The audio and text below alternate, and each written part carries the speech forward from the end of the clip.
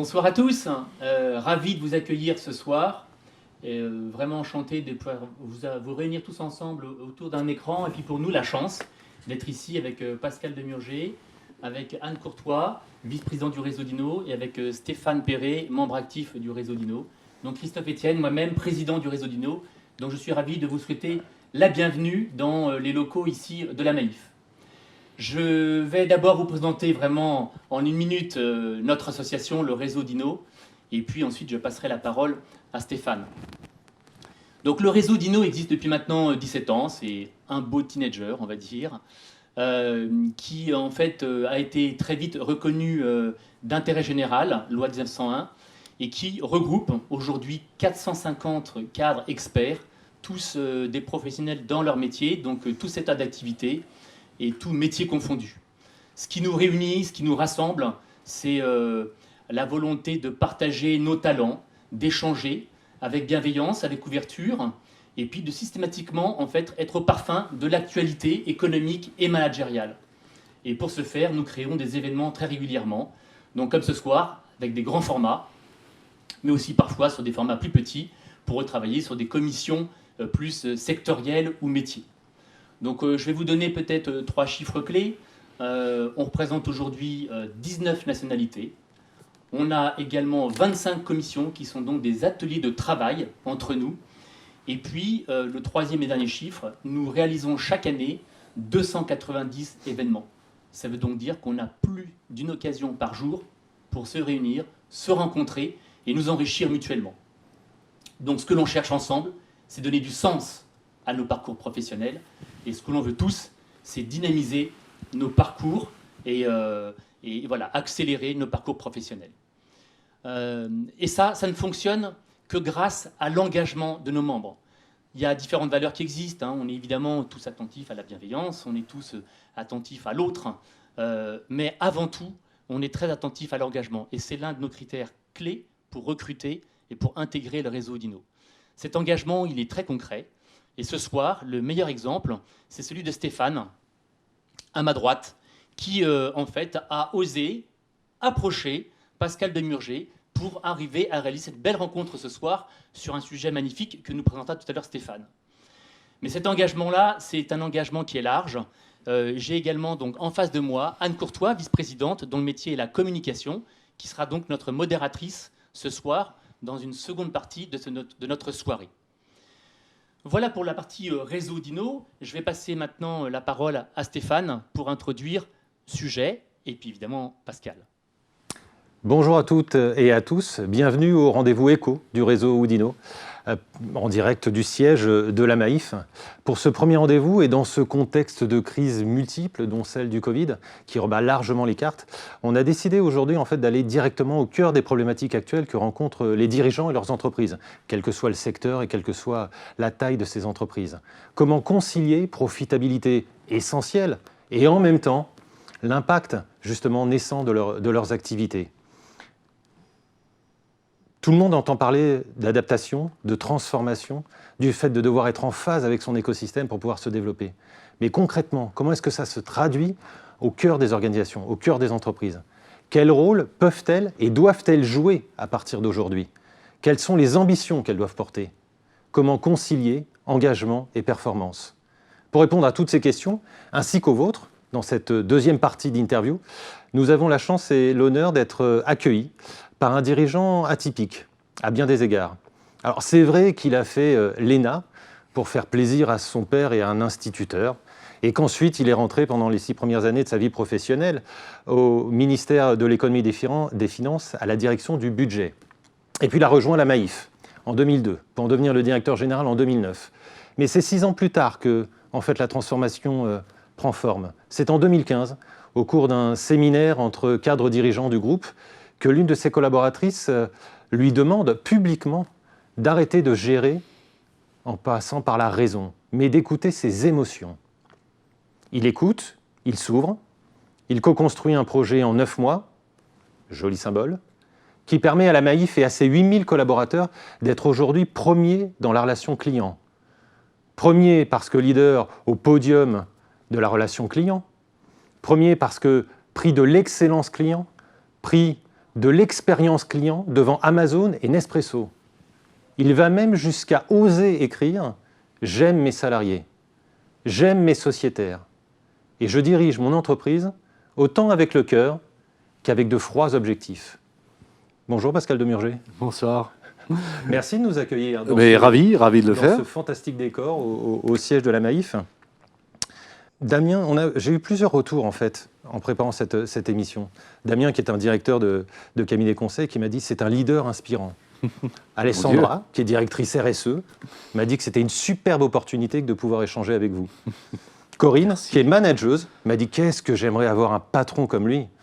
Bon, ça ne vous dérange pas si dans l'intervalle, on salue quand même le sien. Oui, oui, c'est peut-être parce qu'ils me connaissent peu.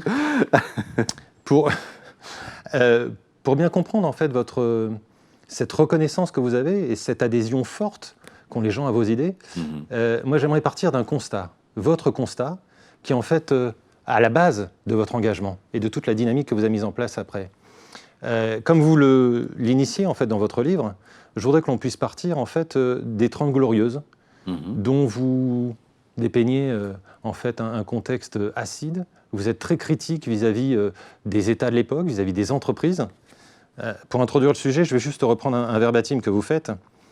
Le monde dans lequel nous vivons depuis plusieurs décennies a profondément changé. Le développement économique n'est plus synonyme de progrès social. Il ne parvient plus à embarquer tout le monde dans un mieux-être collectif et constant.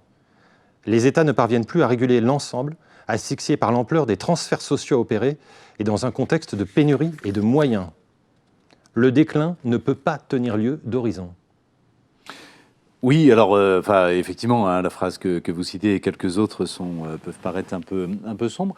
C'est moins d'ailleurs une critique des 30 Glorieuses que plutôt des décennies suivantes. Absolument. Les 30 Glorieuses, alors on s'en souvient, on s'en souvient plutôt dans les livres d'histoire, mais voilà, cette période de l'immédiate après-guerre jusqu'au milieu des années 70, on va dire, c'est une période dans laquelle on continue de trouver du sens. Il y a effectivement, de manière concomitante, un développement économique extrêmement rapide et continu, et puis un progrès social qui est manifeste. Élévation généralisée du niveau de vie, des progrès techniques. Les foyers français, tout simplement, et occidentaux, accèdent à une forme de modernité et de style de vie nouveau, etc. On trouve du sens. Et on trouve du sens dans une forme de bonne conscience parce qu'on n'a pas du tout le sentiment à l'époque que tout ça un jour va se payer au détriment de la planète, au détriment des ressources que l'on commence quand même à exploiter fortement. Et puis si on se souvient, milieu des années 70, il commence à y avoir là des points de rupture. Alors c'est évidemment la rupture de la crise pétrolière, qui va entraîner les économies occidentales dans la crise progressivement. Et puis, c'est le début de la rupture de la prise de conscience. Et en 72, c'est le fameux rapport de Rome sur l'état de la planète qui commence à tirer le signal d'alarme, tout simplement. C'est d'ailleurs, en France, on parle beaucoup de Danone ces dernières semaines. On va y venir. Oui, j'imagine. C'est le discours d'Antoine Riboud, au CNPF de l'époque, à Marseille, en 1972, avec le double projet économique et social. Donc ce sont déjà des prises de conscience. Et puis c'est en même temps, ce début des années 70, au contraire, l'apogée d'une forme de capitalisme qui commence à devenir un petit peu débridé. C'est Milton Friedman qui dit voilà, le seul objectif d'une entreprise, c'est le profit. Business of business is business. Il y a que ça. Et l'entreprise n'a pas à considérer son environnement. Elle doit considérer simplement sa profitabilité, son développement et sa croissance. Et donc voilà, on est dans un point de rupture où d'un côté, on pousse à l'extrême jusqu'à la caricature et on en verra les conséquences, une forme de libéralisme qui va devenir quand même... qui va finir par poser pas mal de problèmes, et puis déjà des signaux faibles de gens qui prennent conscience que sur le plan environnemental, Club de Rome, sur le plan social, Antoine Riboud, il y a déjà une prise de conscience qu'il faut faire quelque chose et que l'entreprise a une responsabilité. Sachant qu'à l'époque, vous opposez déjà, en tout cas vous distinguez le capitalisme anglo-saxon du rénan. Avec des philosophies très différentes. Ça, c'est pas moi qui le fais. Ça, c'est. Vous reprenez. Ouais, c'est Michel Albert qui le fait, l'ancien patron des AGF, qui avait écrit il y a, je ne sais pas, peut-être pas loin de 30 ans maintenant, un bouquin qui est resté assez célèbre quand même, Capitalisme contre capitalisme, dans lequel il oppose les deux modèles, anglo-saxon et rénan. Un modèle anglo-saxon de capitalisme financier, avec un actionnariat composé déjà un peu d'investisseurs institutionnels, de fonds, et avec un horizon de temps qui est le court terme, clairement, une exigence de rentabilité, de retour sur investissement assez immédiat et court-termiste, versus un capitalisme rénan, qui est plutôt un capitalisme d'ETI, de groupes familiaux, avec la caractéristique des groupes familiaux qui est forcément d'avoir une volonté de transmission intergénérationnelle et donc une vision de long terme. Et donc une capacité effectivement à avoir comme ligne d'horizon quelque chose de beaucoup plus lointain. Et on verra tout à l'heure, j'imagine qu'on va parler des sujets d'engagement de l'entreprise, de recherche d'impact. Pour moi, l'engagement de l'entreprise peut être, et je crois qu'on le démontre avec la Maïf, synonyme de performance. Ça ne s'oppose pas à performance, mais à condition d'être sur un horizon de moyen-long terme. Parce que ça nécessite des investissements qui font qu'à très court terme, ça peut en effet poser des sujets de performance. Alors là, vous anticipez un petit peu effectivement le déroulé, mais je vous en prie. Je vous suis. Je vous en prie. En fait, par rapport à cet emballement, ce dérèglement, ce glissement, ce déclassement dont parlent certains, vous distinguez en fait la financiarisation, la globalisation, la digitalisation. Vous avez une vraie démarche, une vraie réflexion par rapport à ça, jusqu'à l'intelligence artificielle. Est-ce que vous pouvez nous préciser un petit peu comment vous voyez les choses par rapport à ça ? Cette digitalisation qui en fait est non seulement nouvelle, non seulement accélérée, mais qui en plus a un business model totalement différent de la production qu'on connaissait jusqu'alors. On amortissait lentement jusqu'alors, alors que là, la digitalisation fait qu'en fait, à chaque nouveau client gagné, c'est encore plus amorti, la gratuité étant le levier principal de ce développement. Oui, et avec progressivement la constitution de véritables monopoles en réalité, puisque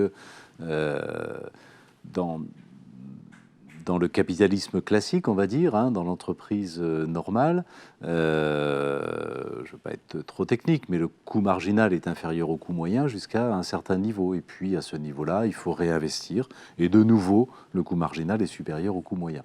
Et donc, il y a une forme de régulation qui s'opère.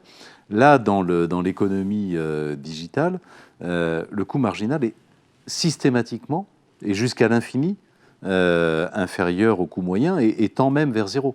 Le fait pour Google d'avoir un client supplémentaire ne génère aucun coût en réalité. Et le fait d'en avoir 10 millions ou 1 milliard de plus, en réalité, génère très peu de coûts. Donc le coût marginal est quasiment nul. En revanche, le fait d'avoir 1 milliard d'utilisateurs supplémentaires par l'intelligence artificielle crée au contraire une bien plus grande qualité de recherche sur le moteur de recherche. Pour rester juste dans l'exemple de Google, mais on pourrait multiplier, décliner un petit peu à l'infini. C'est par l'expérience de chacun. Si j'utilise Waze, plus on est nombreux à utiliser Waze et plus la prédiction de Waze sur le temps de trajet va être bonne. Donc, non seulement Waze ne subit pas de coût marginal d'utilisation, mais il y a au contraire un bénéfice à ce qu'il y ait de plus en plus d'utilisateurs. Et donc, on voit bien, si on tire le fil, ça veut dire qu'on arrive à un monopole naturel qui se constitue progressivement. Je n'ai aucun bénéfice à utiliser une autre appli que Waze, si effectivement la majorité des gens utilisent Waze. Je n'ai pas de bénéfice à utiliser un autre moteur de recherche que Google, si la majorité des gens utilisent Google, puisque c'est chaque recherche qui affine le niveau de pertinence des résultats, hein, etc., etc. Et ça, c'est vrai un peu pour l'ensemble de l'industrie digitale. On voit les débats qu'il y a eu il y a quelques jours sur Doctolib, par exemple, hein, qui est en train, là aussi, d'être progressivement en situation de monopole. Et puis, les exemples pourraient être extrêmement nombreux. Hein. Donc, ça pose un premier problème qui est que, de manière naturelle, sans aucune régulation, l'industrie digitale risque progressivement d'être dans une situation de monopole. Hein. Ça, c'est le premier sujet. Et puis, le second sujet dont je parle dans le livre et qui, pour moi, est un vrai sujet de préoccupation, c'est que le digital déplace le sujet des inégalités. Évidemment, les inégalités de revenus, de patrimoine, non seulement persistent et même se creusent, hein, on l'a vu, y compris l'an dernier à la faveur de la crise, hein, avec encore une explosion des inégalités de patrimoine. Mais je pense qu'il y a une inégalité encore plus fondamentale que celle-là qui risque d'intervenir demain. C'est l'inégalité, c'est assez dur à exprimer comme ça, mais l'inégalité entre les utiles et les inutiles. Entre ceux qui, adaptés à la société moderne, y trouvent une place et une utilité sociale, hein, concrétisée par un travail tout simplement, et puis ceux qui ne trouvent pas une place. Et ceux qui sont définitivement déclassés, hein, qui n'arrivent pas à trouver une place dans cette société. Hein, et ça, c'est une inégalité qui, pour moi, est encore plus forte, encore plus marquante, encore plus dangereuse d'une certaine manière que l'inégalité de revenus, parce que ça veut dire que ça touche à l'identité, à l'utilité en tout cas sociale de l'individu, hein, et ça peut être évidemment profondément destructeur. Donc c'est vrai qu'il y a quelques pages sur l'économie digitale qui ne sont pas que positives. Il y a beaucoup d'aspects positifs par ailleurs, hein, mais il y a des risques dont il faut avoir conscience, bien sûr. Vous arrivez par rapport à ce point-là justement au revenu universel. J'ai vu que vous abordiez la chose, que vous étiez justement pour contrebalancer cette inutilité. Oui et non. Oui et non. Il y a vraiment deux manières d'appréhender le sujet. Soit on se dit, face à ce constat selon lequel il y a une partie de la population qui ne va pas trouver demain sa place. Il faut créer un revenu universel pour leur assurer de quoi vivre. Soit on se dit, mais le revenu universel est une forme de capitulation, et c'est la manière d'entériner que, oui, on renonce à ce que tout le monde contribue, ait une utilité sociale et s'insère dans la chaîne de production ou dans la société d'une manière générale. Hein, donc il y a vraiment deux lectures. Hein. Soit c'est un filet qui est rendu obligatoire par cette analyse, soit à l'inverse, c'est vraiment, encore une fois, le constat d'une capitulation, quoi. Oui, puis ça pose la question du sens. On y reviendra plus tard. Et ça pose totalement la question du sens. Et en réalité, c'est même la question du sens qui est posée là. Hein, et elle est posée là à un niveau macro. Si je n'ai plus d'utilité sociale, mais quel est le sens à la limite même de mon existence, hein, et de mon existence sociale en tout cas.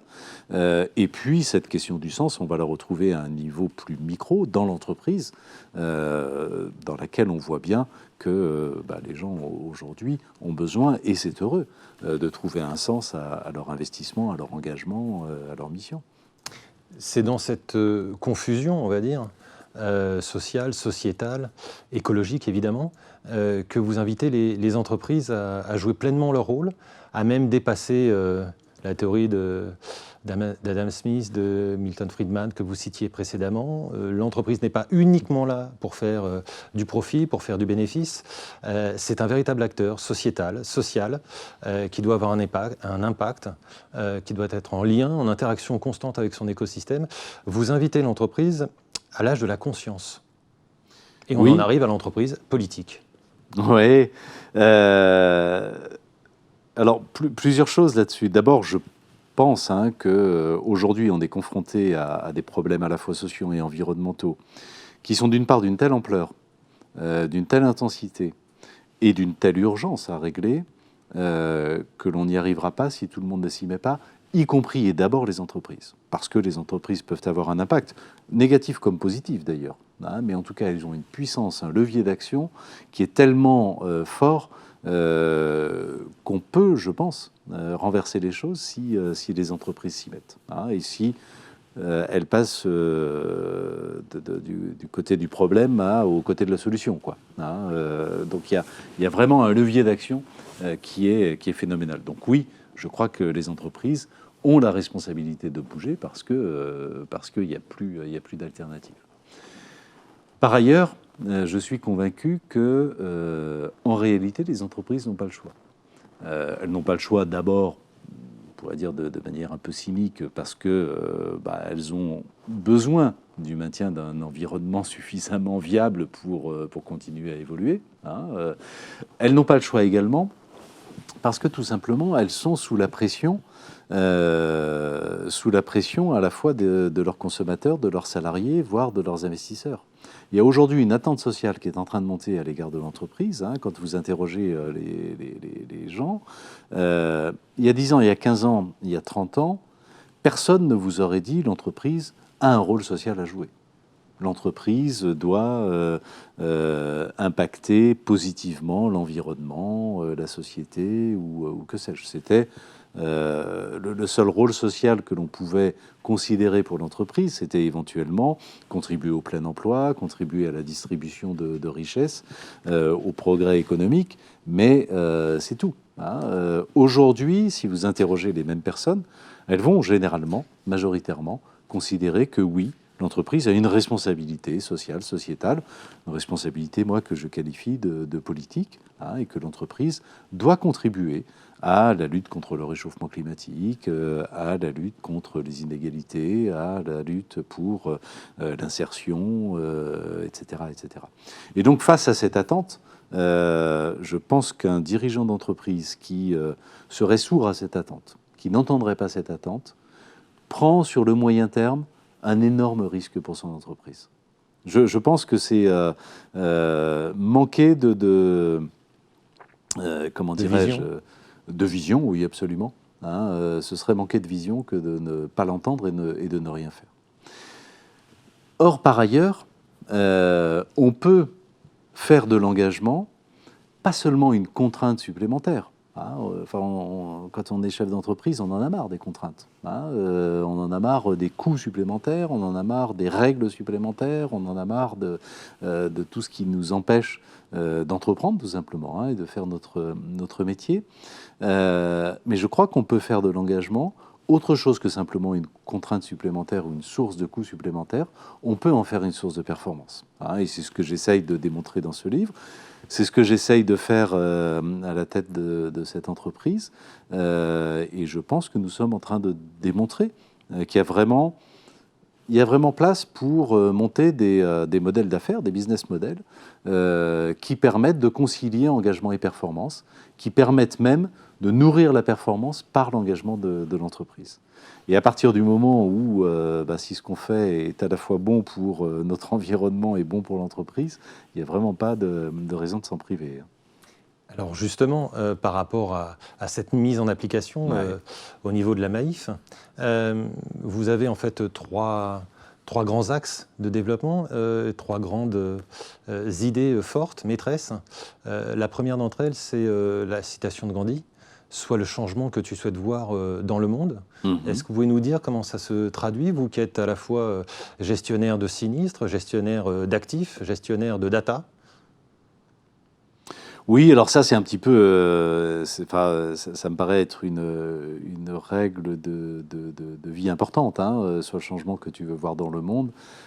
Ça veut dire que le changement commence par soi-même, hein, et que je ne peux pas espérer, attendre, rêver d'un monde meilleur si je ne commence pas par y contribuer moi-même. Hein. Donc c'est un état d'esprit qui est indispensable, préalable, indispensable à toute mise en mouvement. Hein, et à toute action. Vous faites appel à la responsabilisation de chacun. Je fais appel à la responsabilisation de chacun, hein, et ça, on va pouvoir en effet le décliner, j'allais dire, quel que soit ce chacun, hein, que ce soit un collaborateur, que ce soit un client, que ce soit un investisseur, on peut le décliner pour chaque public. Et de fait, l'engagement que l'on essaye d'avoir à la Maïf, il concerne aussi bien les grandes thématiques qu'on a commencé à évoquer, l'environnement, le changement climatique, le social, l'égalité, l'insertion, l'égalité des chances, etc. Hein, grandes thématiques sur lesquelles on essaye d'être extrêmement actif, hein, on y reviendra. Mais pour moi, ça n'aurait pas de sens d'avoir ces engagements généraux et généreux d'ailleurs, si par ailleurs on n'était pas attentif à ceux qui sont directement au quotidien en relation avec l'entreprise. C'est vrai des clients et c'est vrai d'abord et avant tout des salariés. Hein, vouloir faire le bien dans le monde en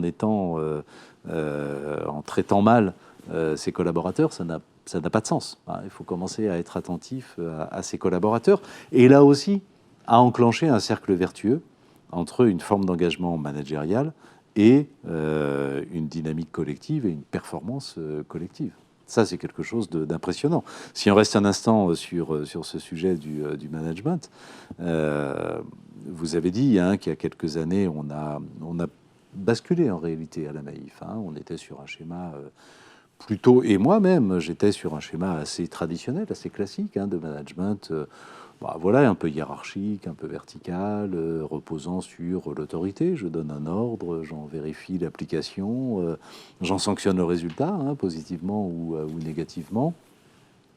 Et puis voilà, et puis c'est comme ça qu'une entreprise marche. Hein, et puis on a basculé vers autre chose, ce qu'on appelle chez nous un management par la confiance, avec au fond une sorte de triptyque. Hein, d'abord la question du sens. Hein, que vous souleviez, hein, c'est-à-dire comment j'essaye, pour chacun, on est 8000 à la Maïf, pour chacun des 8000 collaborateurs, de lui donner du sens, de donner du sens à son action. Hein. Pourquoi je me lève le matin et à quoi je sers? Quelle est mon utilité? Quelle est mon utilité dans l'entreprise? Quelle est au-delà mon utilité sociale? Hein, quel est mon rôle? Et quelle va être évidemment ma source de motivation? Parce que la question du sens, c'est évidemment la question de la motivation, de l'envie. Et déjà, si on est capable de donner ça, on a fait un pas gigantesque. Alors, c'est pas facile. Hein, il faut dégager une vision, il faut y raccrocher la stratégie de l'entreprise, il faut descendre jusqu'à l'action de chaque collaborateur et en quoi cette action s'inscrit dans cet ensemble beaucoup plus vaste. Mais ça a une puissance extraordinaire. Voilà, le sens. Deuxième sujet, la confiance. Comment, a priori, je fais confiance à chacun de mes collaborateurs. Et comment, a priori, je marque cette confiance en lui laissant un champ de marge de manœuvre infiniment plus large que dans un contexte classique. Hein, comment je fais en sorte que des collaborateurs, y compris de terrain, ne sont pas là simplement pour exécuter des process qui ont été décidés en haut, mais véritablement pour trouver, avec leurs moyens, leurs propres réflexions, pour trouver des solutions aux problèmes quotidiens qui leur sont posés. C'est-à-dire qu'à chaque fois, vous redéfinissez en fait les rôles et responsabilités de chaque maillon de la chaîne, si je peux dire ça comme ça? Alors, non seulement on les redéfinit, mais surtout on leur laisse les marges de manœuvre les plus larges possibles. Hein. Nous, par exemple, on a évidemment une population de gestionnaires de sinistres. Hein. On est assureurs, et donc des gens qui vont accueillir l'assuré qui vient d'avoir un accident de voiture, une inondation ou que sais-je, comprendre ce qui se passe et puis essayer de trouver des solutions. Soit en une fois, soit ça va prendre plus de temps, peu importe. Des gestionnaires de sinistres. Vous avez deux moyens de faire. Soit vous êtes dans une logique extrêmement, productiviste, et là, plus vous enfermez les gestionnaires, et plus ça va aller vite, hein, plus vous allez faire des gains de productivité, et à l'extrême, ils vont dérouler un script et face à un assuré qui déclare un accident de voiture de telle nature. Voilà le script que je dois dérouler, toutes les étapes que je dois passer, etc. Qualité de la relation client. Ça va même un tout petit peu plus loin, si je peux me permettre, dans votre développement, dans votre livre. Ouais. C'est qu'en fait, vous dites que comme le pourcentage, comme le variable est très élevé dans certaines sociétés que vous ne citez pas, du coup, le conseiller a même tendance à vraiment proposer, à vendre, en fait, ce qui lui rapporte le plus à lui, Alors, sans tenir compte, évidemment, du client. Je vais revenir là-dessus. Ça, c'est sur la relation plutôt commerciale. Oui, qui traduit beaucoup de choses. Sur la gestion de sinistres, vous pouvez enfermer vos gestionnaires de sinistres, encore une fois, dans un carcan, dans un cadre extrêmement étroit. Et considérer que pour telle typologie de sinistre, la conversation téléphonique ne doit pas durer plus de 7 minutes 24. On pilote l'entreprise comme ça. Qualité de la relation client, 0. Clairement. Qualité managériale, motivation des salariés, 0. Si je passe ma journée à dérouler un script, quel est mon apport ? Et je suis considéré comme rien du tout, comme une machine simplement qui exécute, et donc je finis par me comporter comme une machine qui exécute, et alors surtout pas de zèle, et je fais rien de plus. Si vous faites exactement l'inverse, que vous donnez le plus de possible de marge de manœuvre, ça veut dire, vous, monsieur le gestionnaire, vous allez d'abord consacrer à l'assuré qui vient déclarer un sinistre tout le temps que vous jugez nécessaire. Et c'est vous qui savez quel est le temps nécessaire. Peut-être qu'on peut aller très vite, parce que la personne n'a n'est pas du tout traumatisée par le sinistre qu'elle a eu, elle veut régler ça, c'est de l'administratif le plus vite possible, et on va aller très vite. Super. Peut-être au contraire qu'il va falloir l'écouter, parce qu'elle est traumatisée. Parce que, elle a été marquée, parce qu'elle est inquiète sur la suite, il va falloir la rassurer, lui expliquer quelles vont être les étapes ultérieures, etc. Donc déjà, liberté sur le temps à lui consacrer. Liberté ensuite sur la manière de régler le sinistre. Évidemment, il y a des règles, bien sûr, on est dans l'application d'un contrat.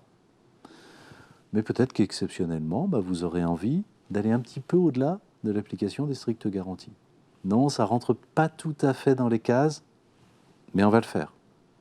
Non, vous n'avez pas complètement les pièces justificatives nécessaires. Mais ça fait 20 ans que vous n'avez pas déclaré un sinistre. Moi, je vous fais confiance. Et je sais bien que la facture de votre bague de fiançailles, vous ne pouvez pas l'avoir. Mais je vous crois quand vous me dites qu'elle a été volée. Et ça change tout. Ça change tout. Et ça change tout pour les deux. Ça change tout pour le client, pour l'assuré. Waouh, là, je suis fidélisé à vie. Et je vais en parler dans mon entourage. Vous évoquez même une dame qui, je crois, plusieurs mois après avoir été indemnisée, en fait, du vol ou d'une perte d'une bague, plutôt d'une perte, puisque finalement, elle a retrouvé cette bague et elle vous a rendu, en fait, 100% de l'indemnisation que vous avez donnée. Quand on accorde sa confiance à quelqu'un, c'est jamais ou tellement rarement perdu. Forcément, ça oblige la personne et forcément, elle se comporte en fonction de la manière dont on la traite. Il y a toujours une interaction de cette nature dans les relations humaines. C'est don et contre-don. Si je n'ai pas confiance en vous, vous allez finir par chercher à me tromper. Si j'ai confiance en vous, jamais vous ne le ferez. Bien sûr. Bien sûr. Donc oui, en effet, cette dame retrouve un jour sa bague et immédiatement nous fait un chèque en disant je vais vous rembourser, j'ai retrouvé ma bague. Et donc on voit bien que c'est gagnant pour tout le monde. Et quelle motivation supplémentaire, c'est plus le même job. C'est plus le même job. L'entreprise me fait confiance et me laisse faire. L'exemple des commerciaux que vous citiez. C'est quoi comment dirais-je, la tentation, on va dire, la tentation pour un assureur, ça va être de vendre le plus de contrats possible. Et donc, je vais vous vendre le plus de contrats possible. Et vous n'avez pas besoin de ce contrat, je vais essayer de le vous vendre. Si j'arrive à vous le vendre, même si vous n'en avez pas besoin, c'est bingo pour moi. C'est même encore mieux, parce que si vous n'en avez pas besoin, ça veut dire que vous n'aurez jamais de sinistre, et donc que j'aurai jamais rien à rembourser. Donc c'est encore mieux. Si maintenant vous faites le contraire, que culturellement, pendant des années, ça prend du temps, vous convainquez l'ensemble des commerciaux de l'entreprise, l'ensemble des conseillers, qu'il faut conseiller le client ou le prospect dans le sens de ses intérêts, même si ça va à l'encontre des intérêts immédiats de l'entreprise. Qu'est-ce qu'il va faire? Il va faire ce que font les conseillers de la Maïf. Le conseiller de la Maïf, par exemple, il va vous appeler un jour en vous disant écoutez, j'ai fait un bilan de vos contrats, j'ai regardé, et je me suis rendu compte que vous aviez encore tel contrat. Or, compte tenu de l'évolution de votre situation personnelle, de votre situation de famille, il est devenu inutile. Vous devriez le résilier, ce n'est pas la peine de payer pour rien.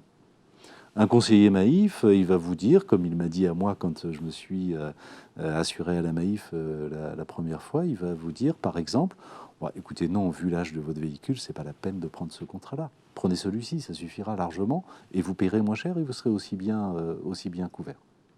Donc il va délivrer un conseil dans le sens de l'intérêt du client et non pas dans le sens immédiat de l'intérêt du sociétaire. Il faut pour ça d'ailleurs mettre en place une politique de rémunération, ce que vous évoquiez.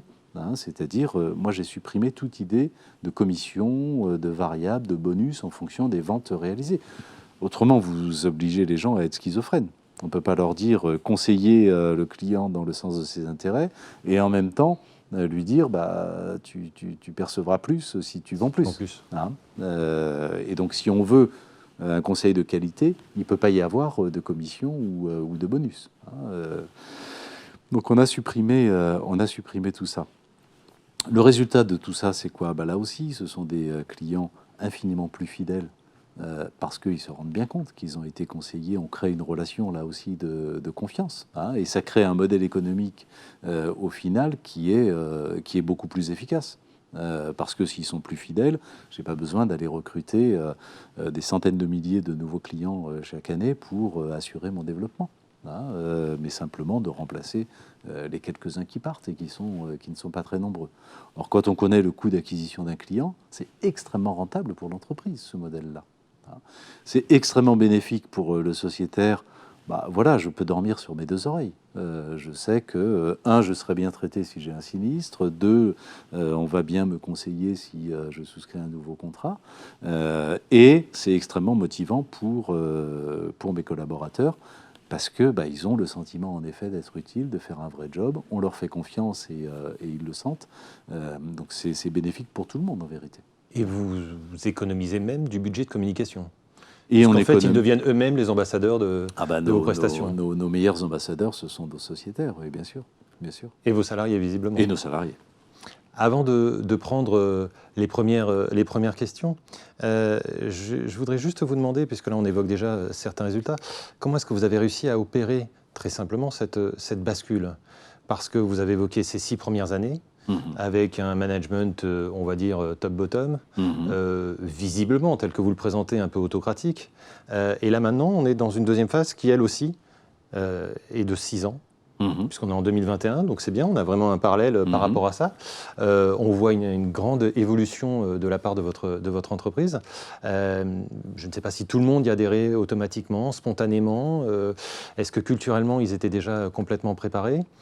Vous faites allusion dans le livre au fait d'avoir laissé une certaine spontanéité en fait dans cette prise de décision au début, que seuls ceux qui le souhaitaient prenaient en fait cette nouvelle organisation en main, quel que soit leur niveau de responsabilité. Ça a peut-être dû créer pendant une certaine période, on va dire 2 sociétés en une. Est-ce qu'avant de passer aux questions-réponses, vous pouvez juste nous expliquer un petit peu comment vous avez réussi à piloter justement ce changement? Alors, d'abord, la première chose, c'est que la première bascule, et on l'a fait, je ne sais pas si c'était complètement conscient ou un tout petit peu par hasard, mais en tout cas, la première bascule, et heureusement, ça a été celle du management en interne. Je pense que c'est vraiment le premier sujet, le sujet prioritaire, de transformer les habitudes managériales. Et c'est après que vous pouvez construire d'autres choses en termes d'engagement, en termes de dynamique collective, y compris vers cet engagement sociétal ou autre. Cette transformation managériale, l'élément de complexité, c'est que par hypothèse, vous voulez aller vers un management qui soit plus participatif, plus responsabilisant, dans lequel on laisse plus de marge de manœuvre, plus de liberté, dans lequel vous exercez moins d'autorité, dans lequel vous, comment dirais-je, vous ne décidez pas de tout pour tout le monde. Et donc il y a une forme de paradoxe. La tentation pour aller vite, ce serait de dire maintenant tout le monde est libre, je vous ordonne d'être libre. Et voilà comment on va s'organiser. Et c'est moi qui décide comment on va organiser cette liberté. Et ça va donc complètement à l'encontre du fond même de ce que l'on veut faire. Et en même temps, s'il n'y a pas assez de volontarisme, ça risque de prendre des années. On risque de ne jamais se faire. Voire de ne jamais se faire. Parce qu'évidemment, il y a des gens qui n'y trouvent pas leur compte. Notamment, pas que. Il y a tout d'ailleurs. Il y a des managers qui n'y trouvent pas leur compte parce que soit ils n'adhèrent pas, considèrent, et pourquoi pas, ils considèrent que non, le management, c'est d'abord l'exercice d'une autorité. Soit ils adhèrent en théorie, mais ils ne savent pas comment faire. Quand on a... c'est souvent le cas. Mais c'est souvent le cas. Et c'est normal. Quand pendant des années, voire des décennies, vous avez eu un style managérial, changer de style managérial, c'est dur. C'est très, très dur. Vous parlez de saut dans le vide, d'ailleurs. Mais absolument. Absolument. Et saut dans le vide que moi-même, j'ai fait à certains moments. Et c'est pas facile de sauter dans le vide. C'est vraiment pas facile. Donc évidemment, ça nécessite un accompagnement absolument gigantesque. Ça nécessite d'accepter qu'à un temps donné, toute l'entreprise ne soit pas au même rythme, qu'il se passe des choses à certains endroits, qu'il y ait des initiatives qui soient prises, qu'à d'autres endroits, ça ne bouge pas. Et donc qu'il y ait des pratiques très, très différenciées. Ça ne peut pas durer des années, ça dure quand même un certain temps. Chez nous, pendant au moins 18 mois, ça a été un petit peu ça. Et puis on a fait en sorte de donner à voir ces initiatives.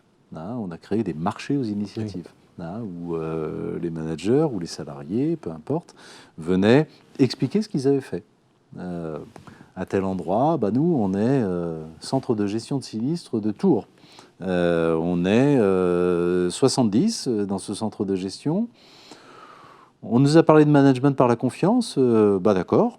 Donc, management par la confiance, ça veut dire qu'on ne pointe plus. Et on se met d'accord en fonction des besoins de l'entreprise. Les managers nous disent... mardi après-midi, de telle heure à telle heure, j'ai besoin de tant de personnes pour répondre au téléphone, etc., etc. Et après, on s'organise entre nous. Et on répond toujours aux besoins de l'entreprise, mais on s'organise entre nous. Si moi, mardi après-midi, j'ai besoin d'emmener ma fille chez le médecin, je vais faire en sorte que quelqu'un me remplace. Très bien.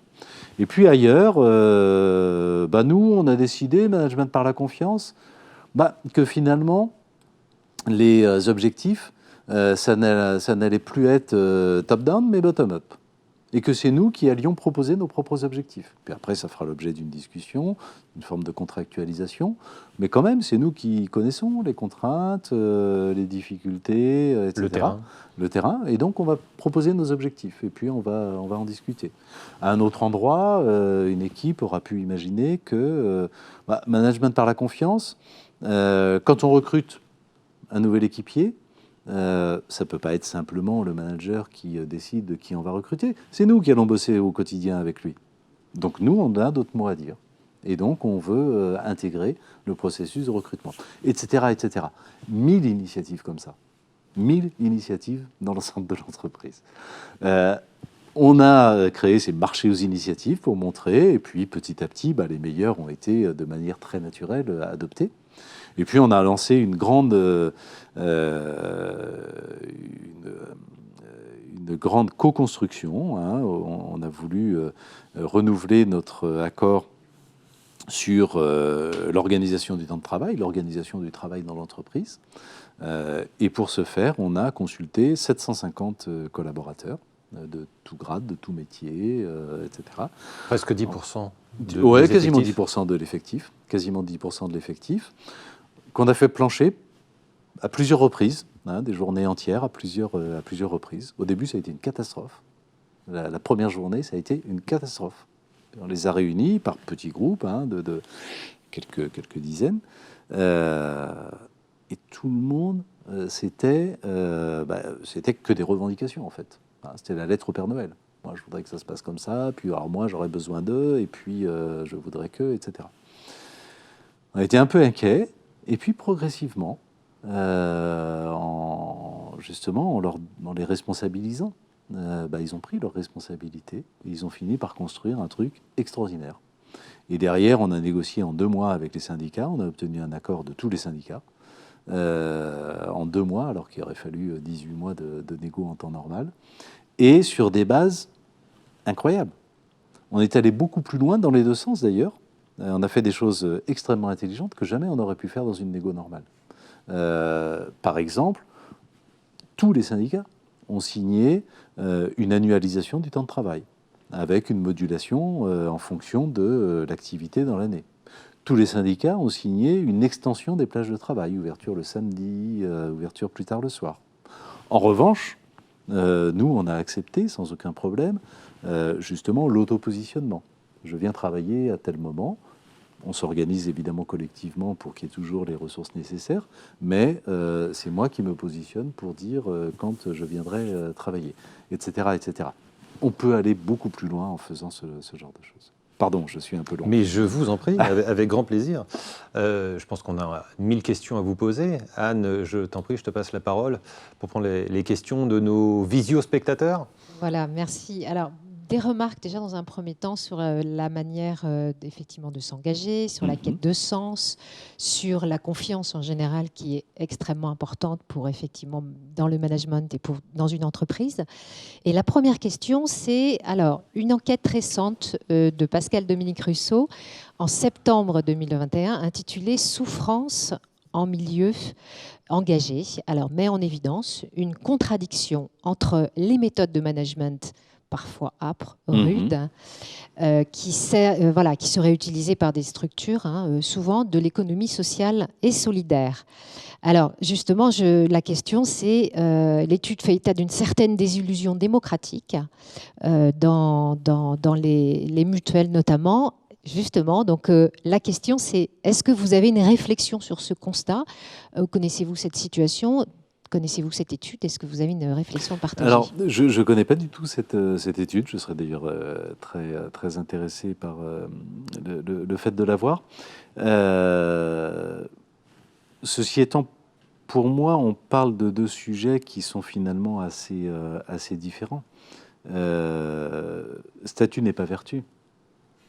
Et le fait d'être membre de l'économie sociale, d'être une mutuelle, permet certaines choses, autorise certaines choses. C'est notamment le sujet du long terme versus le court terme. On n'est pas soumis à la même pression du court terme que lorsque l'on a la pression d'actionnaires et notamment de fonds de pension ou de fonds activistes. Donc ça permet certaines choses. Ça a, de mon point de vue, des vertus, la démocratie de la gouvernance, etc. En revanche, ça ne veut pas dire que automatiquement ce statut va imposer des méthodes de gouvernance ou des méthodes de management qui soient vertueuses. De la même manière que l'on connaît tous, et heureusement, des entreprises classiques, y compris cotées, qui ont un management extrêmement ouvert et basé sur la confiance.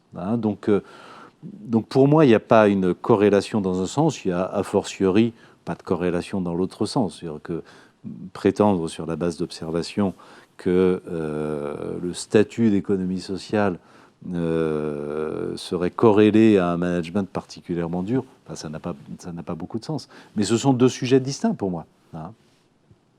Alors, un petit peu dans cette même ordre d'idée, pourquoi on a le sentiment qu'en général, les grands groupes ne sont pas aussi vertueux, n'appliquent pas ce changement de paradigme avec cette confiance, ce relationnel entre les collaborateurs?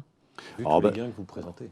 Comment ? Vu tous les gains et les bénéfices que vous présentez, justement. Oui. Alors après, je pense que c'est un petit peu effectivement consubstantiel à la taille de l'entreprise. Hein. Quand l'organisation grossit, on a énormément tendance à la structurer, à la rigidifier, à mettre en place comment dirais-je, des règles et des process qui rigidifient tout ça. Hein. Et là où, dans une communauté humaine de plus petite taille, y compris parce que les gens se connaissent, se côtoient, on peut faire les choses de manière plus spontanée et plus naturelle.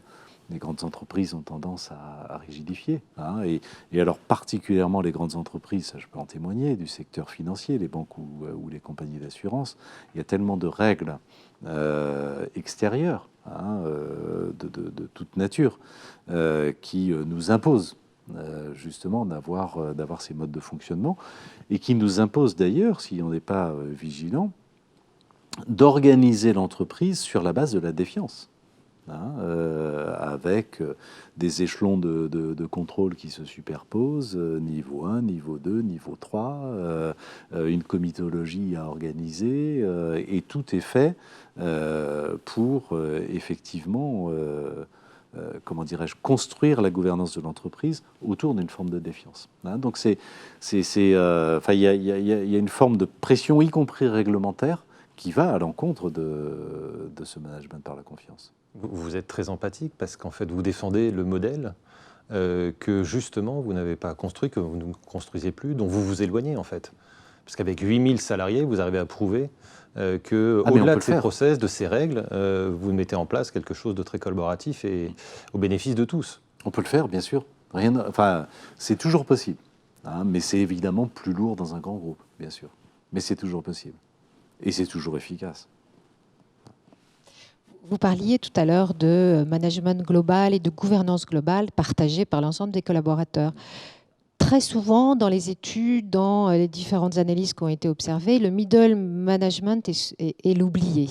Est-ce que vous observez le contraire ? Visiblement, d'après ce que vous nous avez dit, c'est certainement le cas. Mais voilà. Alors, j'espère qu'il n'est pas oublié, chez nous.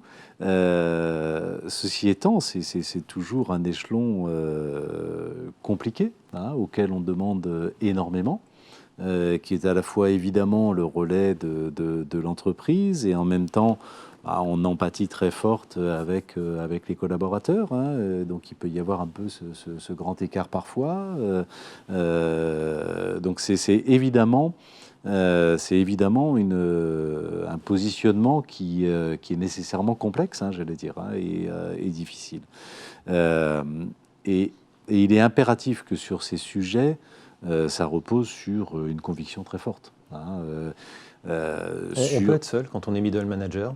Si sa direction n'a pas encore mis en œuvre justement ce changement, on peut seul déjà commencer à proposer ça à ses équipes. Moi, je pense, oui. Moi, je crois. Ça ne doit pas forcément venir du top. Ça ne doit pas forcément venir du top. Hein, alors tant mieux évidemment si on est environné, si on est dans une entreprise qui promeut ça et qui donne les moyens de faire ça et qui a un discours global d'entreprise qui évidemment va porter, hein, et va relayer ses propres efforts. Mais on peut évidemment agir seul, ouais, bien sûr. Alors c'est forcément plus dur en milieu hostile, hein, mais on peut forcément agir seul. Moi, je vais vous dire, hein, il y a quelques années de ça, je ne sais pas combien, 8 ans peut-être, j'ai été bouleversé par une remarque pourtant mais tellement évidente et anodine, mais de quelque chose qui juste ne m'avait jamais traversé l'esprit. La remarque de quelqu'un qui me disait, mais est-ce que tu te rends compte quand on est dirigeant ou quand on est manager, et peu importe le niveau de management, en tout cas quand on a des équipes sous son autorité, sous sa responsabilité, de l'impact que l'on peut avoir sur tout simplement le bien-être ou le mal-être des gens avec lesquels on travaille. Selon la manière dont je vais me comporter, moi, en tant que manager, il y a tout simplement mes collaborateurs directs qui vont être bien ou mal. Hein, et pas seulement dans leur travail, souvent dans leur vie privée aussi, hein, parce que c'est quand même pas aussi étanche. C'est une évidence. Mais quand on l'a intégré, on ne peut plus faire sans. On ne peut pas fuir cette responsabilité. Qu'on n'en ait pas conscience, je le comprends. Mais une fois qu'on a conscience de ça, on ne peut pas fuir sa responsabilité. Qu'on soit patron ou qu'on soit dans le middle management. Et donc oui, bien sûr, avec son équipe, quand on en prend conscience de ça, forcément, on agit différemment. Est-ce que vous avez des indicateurs justement de la politique que vous avez menée? Bien sûr, d'État. Et alors, c'est pas toujours facile à objectiver. Il y a des indicateurs très quantis. On le disait tout à l'heure, on a basculé à un moment donné vers le management par la confiance, de manière très volontariste. Et ça s'est fait, j'allais presque dire, du jour au lendemain, à la faveur d'un séminaire de managers. Il y avait 700, 800 managers qui étaient réunis. Et vraiment, ça a été le moment fondateur. Donc on a basculé. En 18 mois, l'absentéisme a baissé de 25%. Donc il y a des choses qu'on peut objectiver et qu'on peut chiffrer. Par ailleurs, évidemment, on a énormément d'enquêtes, soit internes, soit ponctuellement externes, sur le climat social, qu'on essaie de suivre et qui ont progressé pendant ces années-là de manière incroyablement élevée. Il y a évidemment tout ce que l'on peut vivre dans la qualité des relations sociales avec les organisations syndicales. Je ne résiste pas à vous raconter une anecdote. Quand j'ai pris mes fonctions il y a une douzaine d'années, donc vous l'avez compris, j'étais dans un style de management radicalement différent. Et plutôt parce que je pensais que c'est comme ça qu'il fallait faire, tout simplement. Plutôt assez volontariste, on va dire. Et quand j'ai pris mes fonctions, avec mon équipe, on a engagé un tas de réformes assez profondes, structurantes pour l'entreprise. Des choses qu'il était nécessaire de faire, mais qu'on a fait de manière quand même très, très volontariste. Et évidemment, au bout de quelques mois, je me suis pris un droit d'alerte de la part, à l'époque, du comité d'entreprise. Donc, droit d'alerte, c'est quand même un truc assez violent dans une entreprise. Et le secrétaire du comité d'entreprise, c'était le patron de la CGT. Et vraiment, on avait des relations mais extraordinairement tendues, et même assez violentes. Le temps a passé, j'ai beaucoup changé radicalement de politique, de style de management, etc. Et il y a quelques années, il y a 2-3 ans, il est venu me voir, la même personne. Il est venu me voir et il m'a dit, écoutez, on a discuté au sein de la cellule, on parle de la CGT. On n'était pas d'accord et puis finalement, on est arrivé quand même à se mettre d'accord sur plusieurs choses. D'abord, on pense que vous êtes sincère. Et donc, on vous fait confiance. Okay. Deuxièmement, on pense que les décisions, les orientations que vous prenez vont dans le bon sens. Et donc, on a décidé de vous soutenir. Donc, voilà un exemple de résultats que l'on obtient aussi. Alors, ça ne se mesure pas par des choses quantitatives, mais ça change juste tout. Ça change tout. Parce que... Au démarrage, quand vous insufflez un tel changement, c'est un peu une révolution culturelle, est-ce que ça ne fait pas peur aux supra-patrons au-dessus de vous? Et mettons-nous dans la peau d'une entreprise cotée sur le marché. Ça ne va pas forcément être évident d'arriver à expliquer au marché ce genre de position que l'on prend pour gérer du long terme quand il y a toujours des impératifs court terme. Quel conseil vous donnez à ces dirigeants d'entreprise qu'il y a là aujourd'hui autour de nous? Ça c'est un point extrêmement difficile. La question de l'horizon de temps est un sujet extrêmement difficile. On l'a dit à plusieurs reprises, c'est le genre d'évolution qui, en effet, crée de la performance, mais qui crée de la performance sur la durée. Et donc, il faut avoir cette possibilité de faire ce pari-là. Ça, c'est vraiment le point, à mon avis, le plus difficile pour une entreprise cotée. On l'a vu récemment avec Emmanuel Faber. Oui. La pression de fonds activistes qui veulent des résultats au trimestre, immédiats, rend extrêmement compliqué une politique de cette nature. Donc ça, c'est vraiment un point difficile.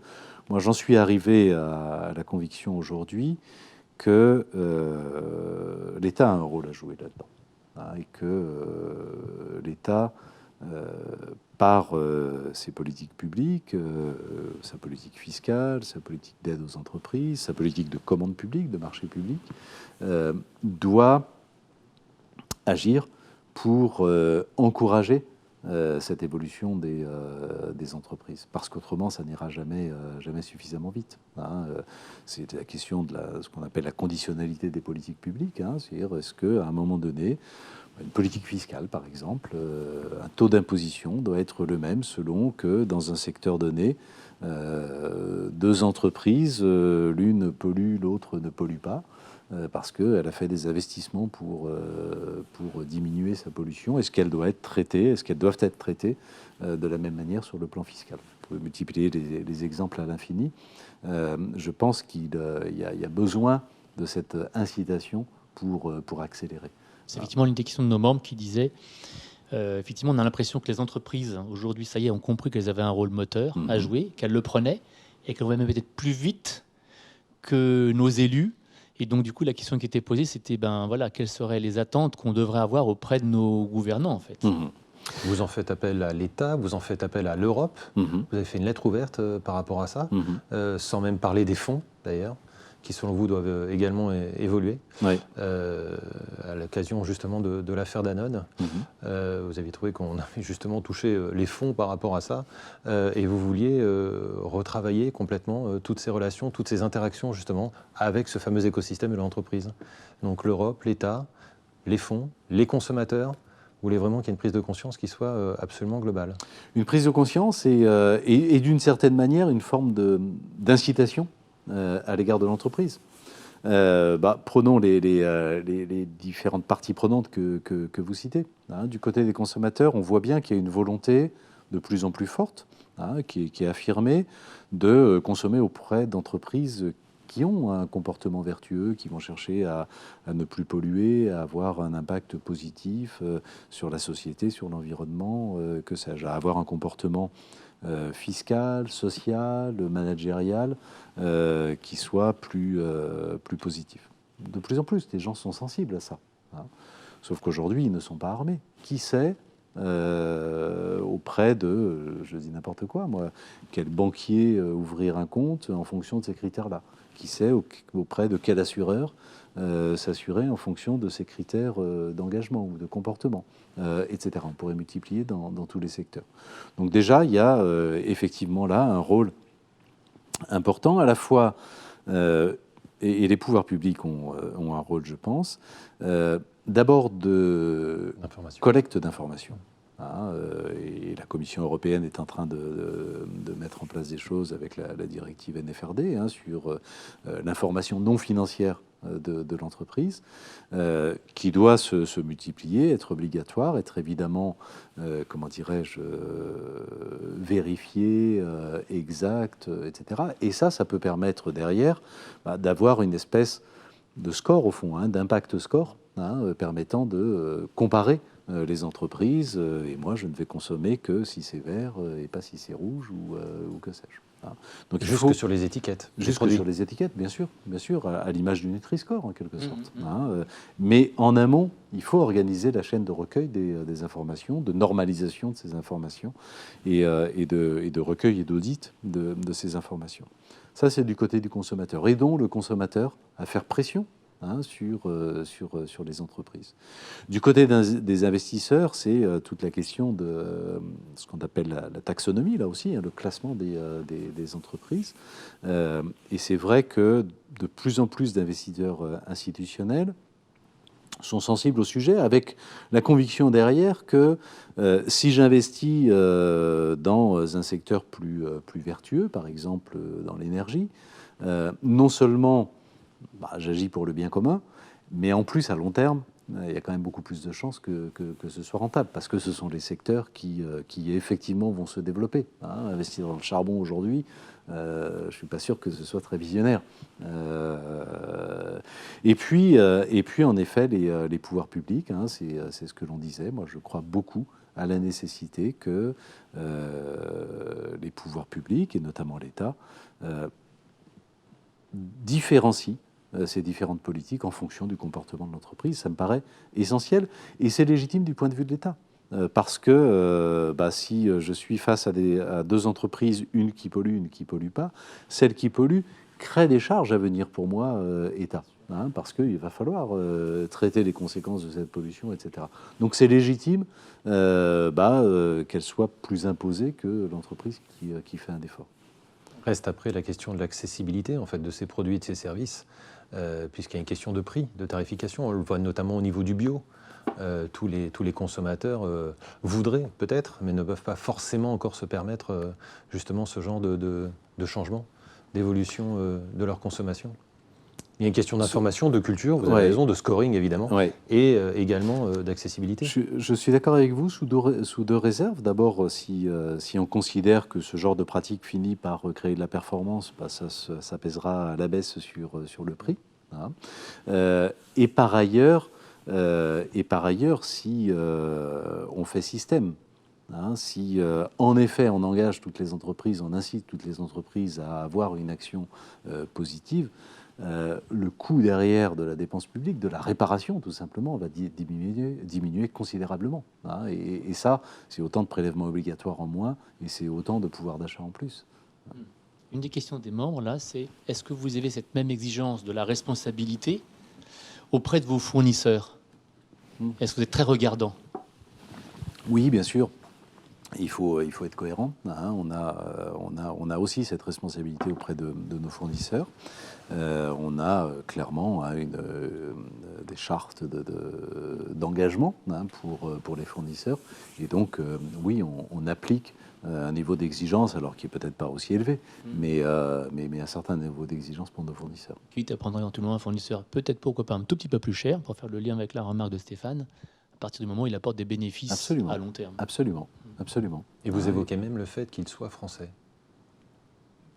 Alors, l'écosystème soit basé en France, les salariés d'une part, les fournisseurs d'autre part. Enfin, vous êtes vigilant à ce genre de... En tout cas, alors déjà, on est vigilant pour nous-mêmes. On a 8000 salariés, ils sont tous en France. Moi, je n'ai pas envie d'avoir un plateau téléphonique à Madagascar ou peu importe, dans un pays à bas coût de manœuvre.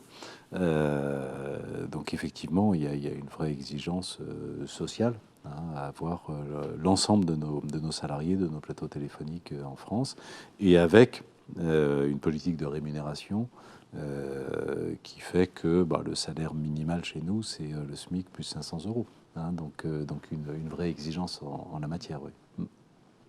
Et vous avez même une vraie exigence aussi en ce qui concerne les postes de direction par rapport justement à ces rémunérations. Oui. Contrairement à ce que l'on peut voir dans certains groupes du CAC 40 ou ailleurs, que vous estimez des fois, avec des tarifs, avec des salaires disproportionnés de 1 à 187.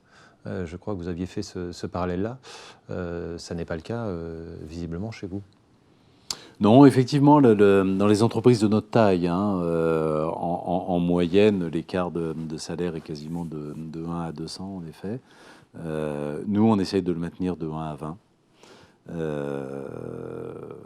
D'abord, c'est une certaine idée de la justice sociale, on va dire. C'est par ailleurs la conviction profonde. Il y a la question du niveau de salaire, mais aussi de la structure de salaire et des critères.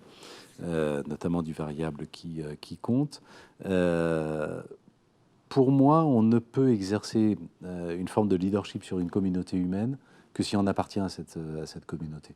Et que si les gens ont le sentiment que vous appartenez à leur communauté, que vous partagez leur sort, que vous êtes un parmi eux. Qui a une destinée commune, quoi. Qui est un destin commun, exactement. Si, parce que votre rémunération excède certains montants, vous ne faites plus partie de cette communauté de destin. Si par ailleurs, la structure de votre rémunération est, comme c'est souvent le cas dans les entreprises cotées, presque exclusivement, repose presque exclusivement sur le montant du dividende ou le montant de l'action, vous êtes objectivement du côté des actionnaires, vous n'êtes plus du côté des salariés. Vous n'appartenez plus à la même communauté. Et je ne crois pas qu'on puisse durablement exercer un leadership sur une communauté à laquelle on n'appartient pas. Alors, un peu dans cette même ordre d'idées, il y a des sociétés très technologiques, les AssureTech, dans le monde de la finance, les FinTech, qui ont un modèle économique un peu différent. Parfois, certaines sont cotées. Est-ce qu'on peut vraiment adapter ce type de modèle parce qu'effectivement, vous le soulignez à l'instant, ils sont plutôt dans une logique de satisfaction des actionnaires. Donc, comment peut-on switcher ce modèle? Comment peut-on tourner, vraiment prendre le virage? Oui, alors après, ça peut dépendre aussi du niveau de maturité de l'entreprise. Les besoins ne sont pas les mêmes au même moment dans la vie de l'entreprise. Une start-up qui est en pleine levée de fonds ou qui fait un IPO a besoin forcément de soigner les investisseurs et le marché. En revanche, si cette start-up veut durer, elle ne pourra le faire que si l'expérience client est parfaite. Et l'expérience client ne sera parfaite que si le management incite les collaborateurs à délivrer une bonne expérience client. Il y a une symétrie très forte entre ce qui se passe à l'intérieur de l'entreprise et ce qu'on donne à voir aux clients. Il y a une symétrie très forte entre le management et la relation client. Et on ne peut pas générer une bonne relation client, une bonne expérience client, si on a durablement un management qui n'est pas à la hauteur. Alors, il y avait une question plus personnelle, pour le coup, sur vous. Qu'est-ce qui a influencé ce choix? Est-ce que vous avez des lectures particulières ou des rencontres qui ont permis de vous diriger vers cette voie de la transformation? Comment On y arrive. Ouais, c'est un petit peu tout ça. C'est un petit peu tout ça. En fait, c'est la conjonction de plusieurs choses. D'abord, je me suis rendu compte. On est au début des années 2000. Je me suis rendu compte de deux choses. La première, un peu générale, c'est que la rupture digitale allait entraîner des bouleversements sociologiques et culturels extrêmement profonds. Et qu'on ne pourrait plus, dans ce contexte de transformation, se comporter de la même manière qu'avant, parce que tout simplement, les générations montantes attendaient autre chose que ce que l'on proposait jusqu'alors. C'est vrai en matière managériale, la question du sens, on l'a beaucoup évoqué, c'est vrai en matière d'expérience client, etc. Et donc cette rupture digitale qui amène une forme d'horizontalisation dans la société, au fond, avec notamment les réseaux sociaux, ça horizontalise complètement la société. Effectivement, je me suis dit que l'entreprise ne pouvait pas être un îlot de verticalité dans un monde devenu horizontal. Et ensuite, des réflexions propres à la Maïf. Je vous ai dit tout à l'heure qu'on avait lancé un certain nombre de réorganisations, un peu, j'allais dire, d'industrialisation de la Maïf, en créant notamment des plateaux téléphoniques, des entités comme ça de taille intermédiaire, de 80-90 personnes, 70, et avec une relative spécialisation, malgré tout, des métiers, pas considérables, mais des gens plutôt spécialisés sur le conseil-vente, d'autres sur la prise de déclaration de sinistre, d'autres sur la gestion de sinistre. Donc quand même une petite spécialisation. Et le risque était grand que, transformant comme ça l'entreprise, on en transforme le management. Et qu'on mette à la tête de ces plateaux des managers qui allaient diriger ces plateaux comme on dirige traditionnellement un plateau téléphonique, qu'on en arrive à avoir des scripts parce que c'est plus efficace et qu'on perde énormément de qualité de relation client.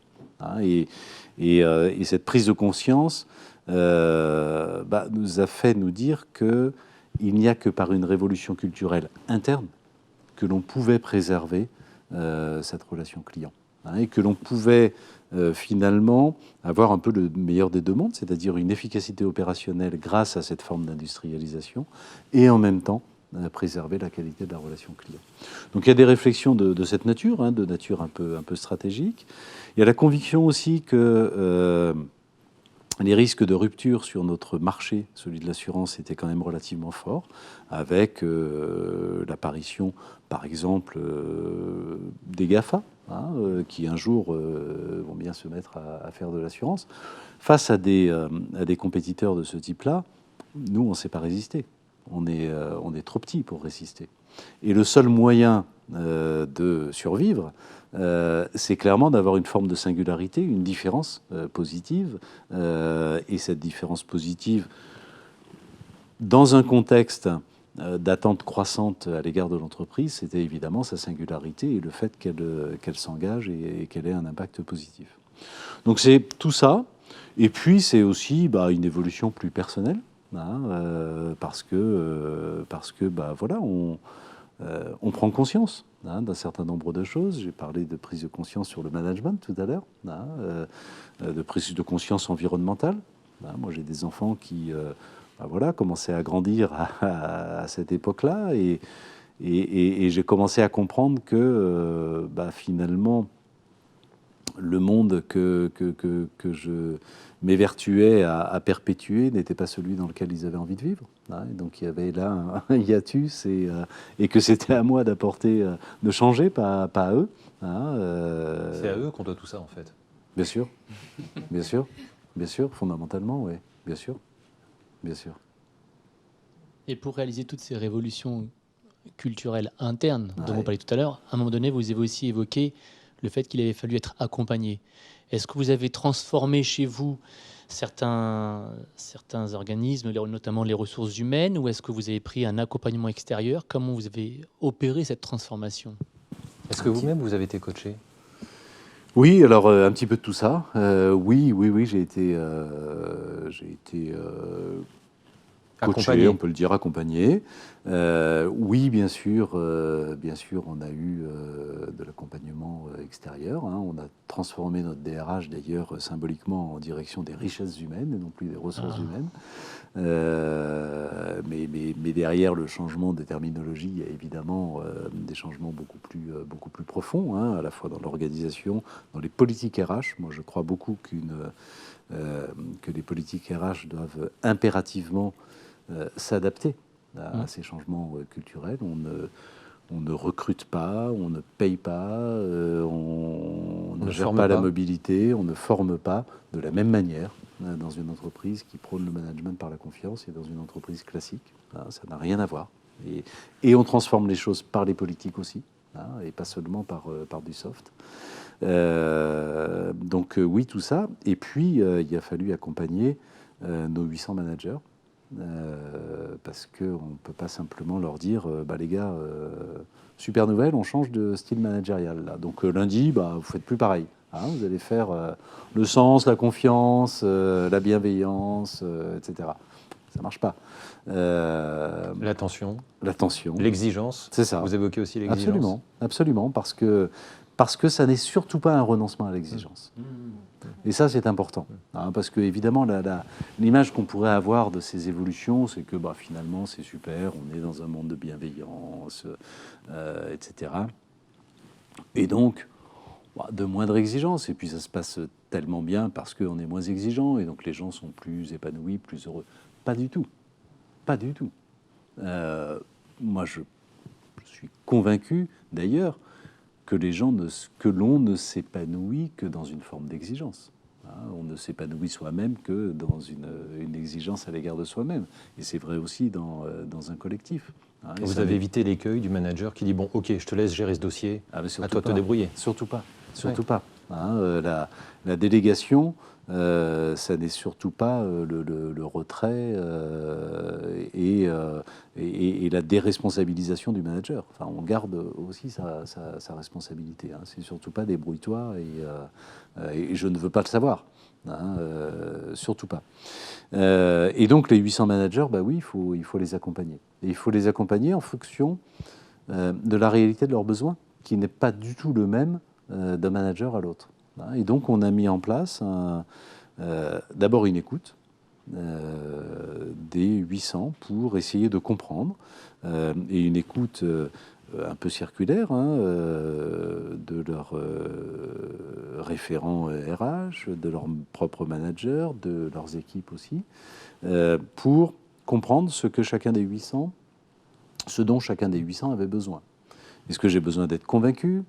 Est-ce que je suis déjà convaincu mais que j'ai besoin qu'on me dise comment faire, etc. Et donc, est-ce que j'ai besoin de coaching? Est-ce que j'ai besoin d'une learning expedition dans une entreprise qui le fait déjà? Est-ce que j'ai besoin de lecture? Est-ce que j'ai besoin d'une formation? Est-ce que j'ai besoin d'un accompagnement? Et on a établi un plan individuel d'accompagnement pour chacun des 800. Et ça ne marche pas à tous les coups. Et il y a des échecs. Et il y a parfois... ça se traduit comment? Il y a parfois des départs de l'entreprise, ouais. Y compris à l'initiative de l'entreprise. Parce qu'à un moment donné, on fait courir un risque collectif trop important en acceptant des modes de fonctionnement individuels qui sont complètement orthogonaux.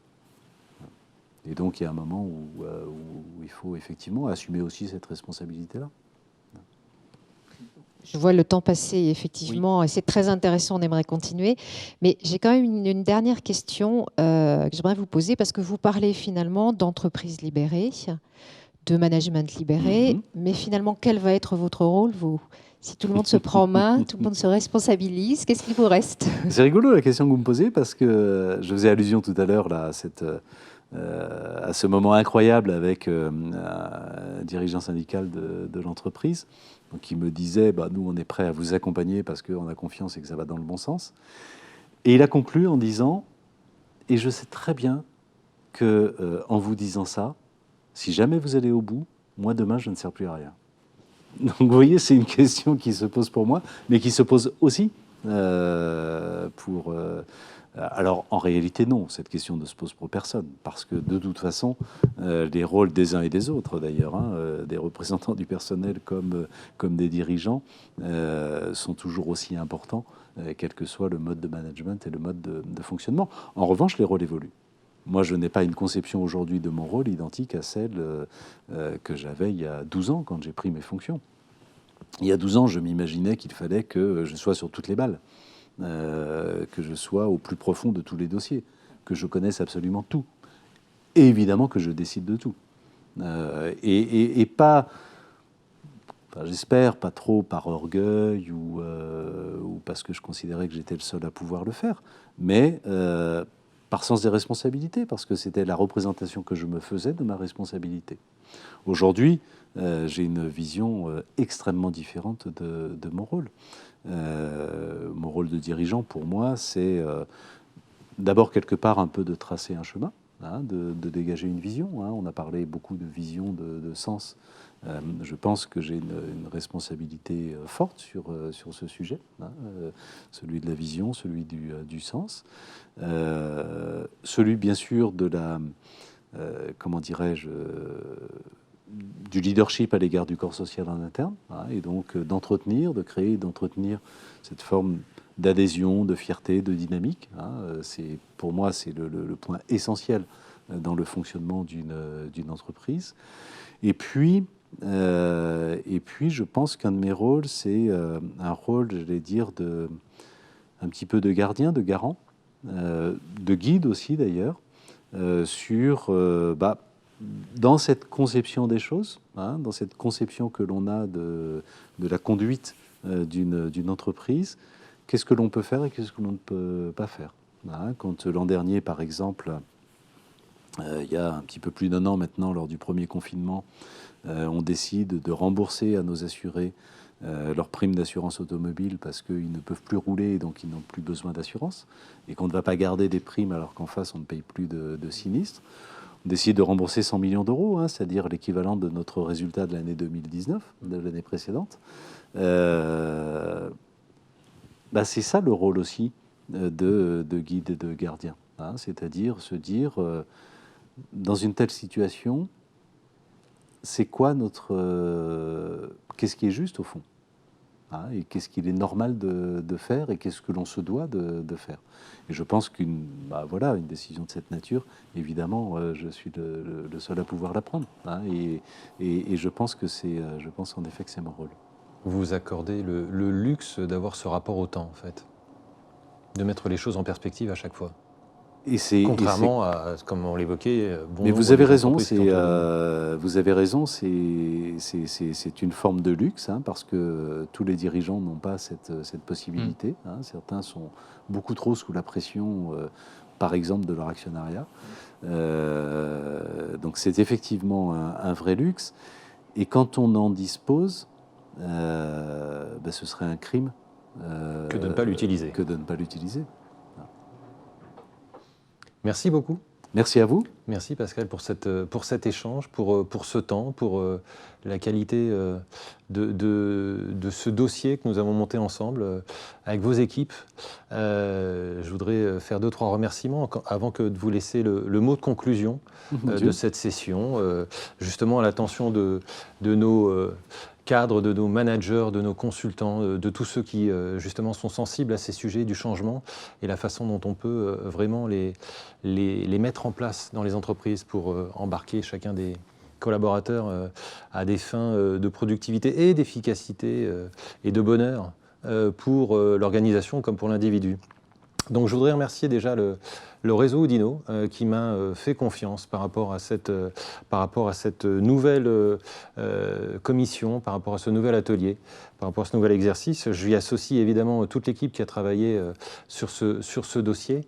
Les 6 comparses se reconnaîtront par rapport à ça. Je voudrais évidemment remercier toute l'équipe de la Maïf, à commencer par vous, comme je viens de le faire, et je le réitère avec grand plaisir. Merci à vous pour cette attention. Vous parlez souvent d'attention, donc merci de l'avoir encore prouvé ce soir. Je voudrais remercier aussi votre conseillère spéciale, Julia Lecarrier, sans qui cette session n'aurait tout simplement pas pu avoir lieu. Et puis maintenant, je vais vous laisser le mot de la conclusion. À vous, Pascal. C'est un exercice bien difficile auquel vous soumettez. Vous avez fait plus dur. Ouais. Écoutez, peut-être en guise pas de conclusion, mais de dernière remarque, on va dire. Moi, ce que je dirais à l'attention de ceux qui pourraient être convaincus, j'espère qu'il y en a quelques-uns, par tout ce que nous avons dit là ce soir, moi, je voudrais leur dire qu'il y a, pour moi, une condition de réussite qui est absolue, c'est la question de la sincérité. Si on ne fait pas les choses par sincérité, il vaut mieux ne rien faire du tout. Parce que tout simplement c'est voué à l'échec. Parce que tout simplement, d'abord on n'ira jamais assez loin dans les décisions à prendre. Si on est dans le calcul, si on se demande en permanence, mais ce que je fais là, oui, ça va rapporter parce que quand même c'est efficace, etc. On ne va jamais très loin en réalité. On parlait à l'instant de la décision de rembourser 100 millions d'euros à nos assurés il y a un petit peu plus d'un an. Si j'avais été dans le calcul, jamais je ne l'aurais fait. Récupérer 100 millions de marge pour compenser cette restitution de 100 millions d'euros, il me faut 2 siècles pour le faire. Donc, rationnellement et économiquement, jamais je n'aurais pris cette décision. Donc je pense que seule la sincérité, une forme de sincérité, permet d'aller suffisamment loin dans les décisions à prendre. Et puis tout simplement, si on n'est pas sincère, ça se voit très vite, ça se sait très vite, ça se sent très vite. Et là, pour le coup, c'est pire que tout. Et puis, le dernier point, c'est que la sincérité permet, et ça c'est quand même l'élément essentiel, permet tout simplement l'alignement. Et quand on est aligné entre ce que l'on pense, ce à quoi on croit, ce que l'on défend et ce que l'on fait dans son métier, dans son exercice professionnel, alors là, on commence vraiment à prendre du plaisir. Merci Pascal. Merci à vous. Merci. Pour rester dans l'esprit de cette émission, nous vous disons à bientôt et prenons soin de nous. Merci. Merci. Bonne soirée à tous. Merci.